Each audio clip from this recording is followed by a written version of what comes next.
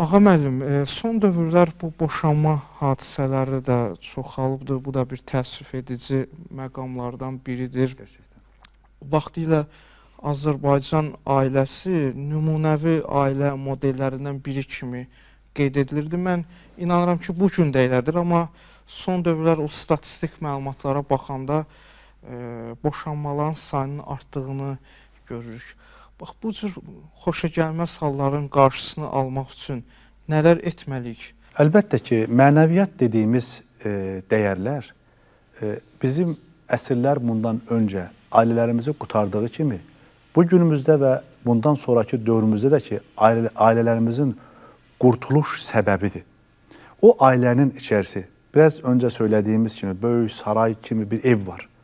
Amma içərisində huzur yoxdur, içərisində səcdə yoxdur, içərisində dua yoxdur, içərisində mərhəmət yoxdur. Əgər o saray kimi evin içərisində qul haqqı yeyilirsə, əgər o saray kimi dediyimiz evin içərisində əgər insan haqqı tanınmırsa, Allah tanınmırsa, qiblə tanınmırsa, təbii ki, biz orada hansı səadətdən danışacağıq? Orada hansı gözəllikdən, hansı paylaşmadan danışacağıq? Amma ola bilsin ki, bəli, insanın mənəvi göstəricisi yüksəkdir. O qarşısındakı insana həzrət insan kimi baxır. Və bu dəyərləri biz hardan öyrənirik? Əlbəttə ki, bu dəyərləri biz mənəviyyatımızı biz dinimizdən öyrənirik. Xalqımızın əsrlərdən bəri qoruyub gətirdiyi, mühafizə elədiyi bu mənəvi dəyərlərimizi, milli dəyərlərimizi bugün evlərimizin içərisində yaşama məcburiyyətindəyik. Bəli, dünya bir qloballaşan, dünyanın içərisindədir, dünya bir selin qarşısındadır. Qarşısındakı bütün dəyərləri, mədəniyyətləri yox eləyib aparır. Biz öz övladlarımızı, öz kimliyimizi ora təslim edə bilmərik. Bugün dünya ilə ayaqlaşmamız üçün öz mənəvi dəyərlərimizdən çox möhkəm yapışmalıyıq. Onu qorumalıyıq. Quran-ı Kərimdə "İ'təsimu bihablillahi cemiyan və la təfarraqu" ayəsi var. Deyir ki, Allahın ipindən möhkəm yapışın. O şükür ipi, o səbir ipi bizim evin içərisində mütləq olmalıdır. Özəlliklə insan düşüncəsi çox önəmlidir. İnsan təfəkkürü çox önəmlidir. Talaq, boşanma bir fəlakətdir. Bu insanın zehnində başlayır. Bu insanın qəlbində cəryan eləyir. Bu insanın duyğularının əslində zəhərlənməsidir. Necə yəni? Dünənə qədər biz ailəmizin, ailə ocağımızı qorumamız üçün bizim analarımız saçını ağartdı. Bizim atalarımız belini büktü. Bugün isə çox rahatca bir düşünürsün. Yəni, adam dünən evli ailə qurmuşdu, bugün məhkəmədə qərar verir. Necə yəni sən düşünəsən ki, ailə qurduğun zaman kainat ailəsindən bir ailə qurmuşdun. Göy üzünün mələkləri belə sevinmiş, sənə istiğfar etmişdi.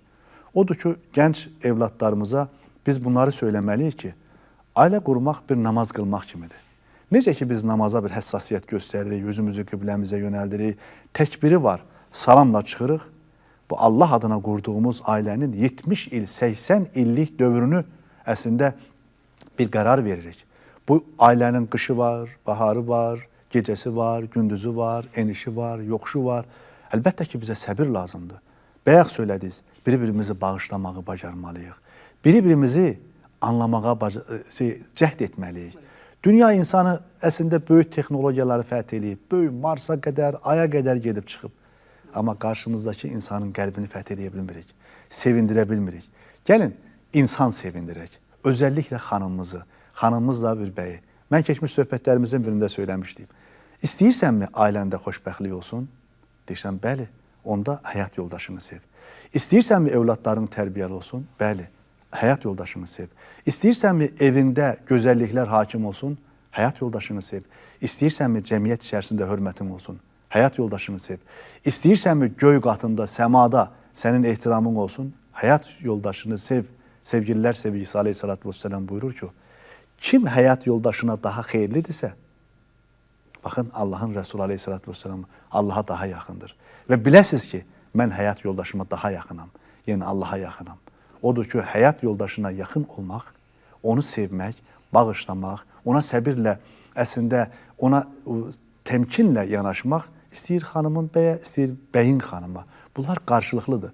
Bu könül alış-verişidir. Orada inanın, boşanmalar da sona gəlib çatacaq.